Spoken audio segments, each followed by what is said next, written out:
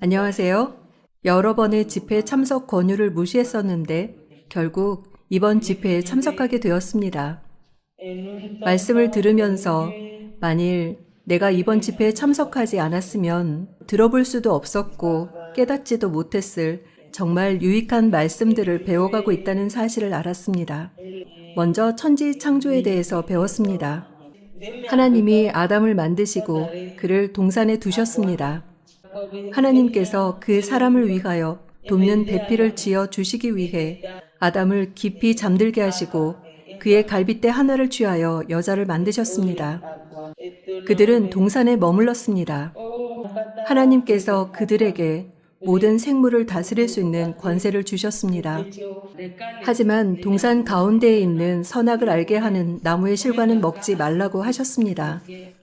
뱀이 여자를 유혹하여 말하길 그것을 먹는 날에는 선악을 알게 될 것이라고 하였습니다. 그렇게 여자가 선악과를 따먹고 그 남편에게도 주어 먹게 하였습니다. 먹지 말라고 하신 선악과를 먹었습니다. 그들은 자신들의 벗었음을 가리기 위해 나뭇잎으로 치마를 만들어 입었습니다. 하지만 하나님께서는 짐승을 잡아 그 가죽으로 옷을 만들어 입혀주셨습니다. 강연을 통해 알게 된 교훈은 나뭇잎으로 옷을 만들어 입은 것과 같이 우리가 깨어 기도하고 금식하는 등의 종교적 행위로는 하나님을 기쁘시게 할 수 없고 하나님께서 보지도 않으신다는 것이었습니다. 아담과 하와의 범죄로 인해 모든 사람이 죄인이 되었고 오늘날 우리 역시 죄인이 되었습니다. 나뭇잎으로 옷을 해서 입은 것처럼 나의 노력은 하나님 앞에 아무 소용이 없다는 것을 알게 되었습니다. 비록 그들이 죄를 지었지만 하나님은 그들을 여전히 사랑으로 찾으셨습니다. 하나님께서 먼저 아담과 하와를 찾으신 것이지 아담과 하와가 먼저 하나님을 찾은 것이 아니었다는 것을 강연을 통해 알게 되었습니다. 그러나 오늘날 우리는 여전히 하나님을 찾아 헤매고 있습니다. 오늘날 예배당에서는 기도와 금식을 강요하고 있지만 하나님은 이러한 모든 행위들을 보지 않으십니다. 저는 그동안 하나님을 찾는다고 하였지만 하나님을 만난 경험이 없습니다. 찾으라, 그러면 찾을 것이요 라는 말씀이 있지만 하나님을 찾을 수 없었기 때문에 어디로 가야 할 바를 몰랐습니다. 하지만 이번 전도 집회를 통해 하나님께서는 당신을 기쁘시게 하기 위해 어떤 노력을 하는 자를 원하지 않으신다는 사실을 알게 되었습니다. 우리는 하나님을 기쁘시게 하려고 어떤 행위들을 해왔습니다. 그러나 이번 집회를 통해 우리의 노력으로는 하나님을 기쁘시게 할 수 없다는 사실을 깨달았습니다. 이번 집회에 참석하지 않았다면 절대 몰랐을 것입니다. 이번 집회는 저에게 정말 유익한 집회였습니다.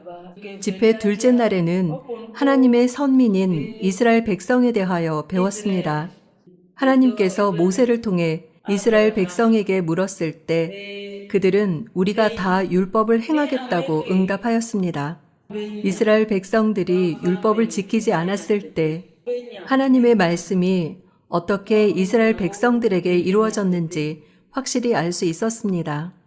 이스라엘 백성들이 그들의 자식들의 고기를 먹어야 하는 고통을 겪었습니다. 하나님이 택하신 선민이라고 하는 이스라엘 백성들이 이렇게 되었는데 과연 나는 어떻게 될까? 라는 생각을 하게 되었습니다.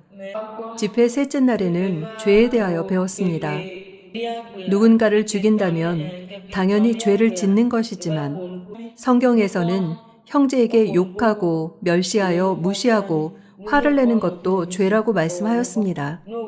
이렇게 죄에 대한 공부를 하면서 나는 정말 큰 죄인이구나 하는 생각을 하게 되었습니다. 이 많은 죄를 어떻게 해야 하나 하는 생각이 들었습니다. 하나님께서 우리를 죄에서 건져 구원하시기 위해 그의 아들 예수 그리스도를 보내주셨습니다. 우리가 구원과 구속을 받을 수 있도록 예수 그리스도께서 돌아가셨습니다. 우리는 보통 예수님의 피를 부르짖으며 죄 용서를 비는 기도를 드렸습니다. 우리가 지금까지 배워 알고 있던 방법은 성경에서 말씀하시는 것과 전혀 다르다는 것을 이해하였습니다. 진리는 가까이 있었는데 우리는 잘못된 가르침을 쫓아가고 있었습니다. 하나님께서는 우리의 죄를 단번에 씻어주시기 위해 그의 아들 예수 그리스도를 보내셨습니다. 예수님께서 단번에 우리의 모든 죄를 씻어주셨습니다. 내가 더 이상 죄인이 아니라는 사실을 오늘 깨달았습니다. 예수님께서 당신의 피로 내 죄를 도말하셨습니다. 내 모든 죄를 다 씻어내셨기 때문에 저는 더 이상 죄가 없습니다. 이사야 53장 5절 말씀이 너무 좋았습니다. 그가 징계를 받음으로 우리가 평화를 누리고 그가 채찍에 맞음으로 우리가 나음을 입었도다. 저는 여기에서 진리를 발견하게 되어 너무 다행입니다. 하나님의 말씀을 순종하면 우리는 구원을 받고 자유하게 됩니다. 사람들이 하나님의 말씀을 거역하였음에도 불구하고 하나님은 우리의 죄를 씻어주셨습니다. 저는 여전히 죄 가운데 있다고 할 수 있지만 이제는 더 이상 죄인이 아닙니다. 이스라엘 백성이 애굽에 있을 때에 하나님께서 그들에게 1년 된 어린 양을 잡아 그 피를 문 주변에 바르도록 하시면서 그 피를 보면 넘어간다고 하셨습니다. 누군가가 도둑질을 했어도 하나님의 명령에 순종하여 피가 뿌려진 집안에만 있으면 심판을 받지 않는다는 것을 알게 되었습니다. 하나님의 말씀을 듣고 순종하면 구원을 받게 된다는 것을 깨닫게 되었습니다. 뱀에 물린 사람마다 장대에 달린 뱀을 보면 낫고 죽지 않는다고 하나님께서 말씀하셨습니다. 하나님의 말씀에 순종하는 것이 곧 하나님의 말씀을 어기지 않고 믿는 것이라는 사실을 배웠습니다. 우리는 지금까지 이적을 행하는 것이 복을 받는 길이라고 생각하며 잘못된 가르침을 따라 진리에서 멀리 떨어져 있었습니다. 하지만 진정한 복은 성경 말씀 안에 있었습니다. 이 복이 우리 가까이에 있다는 사실을 모르고 저는 지금까지 엉뚱하게 사람들의 가르침을 쫓았습니다. 집회의 마지막 날에 우리는 침례에 대해서도 배웠습니다. 저는 이전에 침례를 받았기 때문에 침례를 받고 싶은 마음이 없었는데 강연을 들으며 침례를 받아야 할 의무가 있다는 것을 알게 되었고 내 뜻대로 침례를 받는 것이 아니라 하나님께서 나를 정말로 사랑하신다는 사실을 깨달았기 때문에 저는 침례를 받을 것입니다. 제가 예수님과 함께 죽고 예수님과 함께 다시 살았다는 사실은 저에게 큰 기쁨입니다. 이번 집회는 저에게 정말 큰 이익을 가져다 주었습니다. 마음속에서 솟아나는 이 기쁨을 어떻게 표현할지 모르겠습니다. 저에게 찾아온 이 기쁨을 과연 어떻게 표현할지 모르겠습니다. 감사합니다.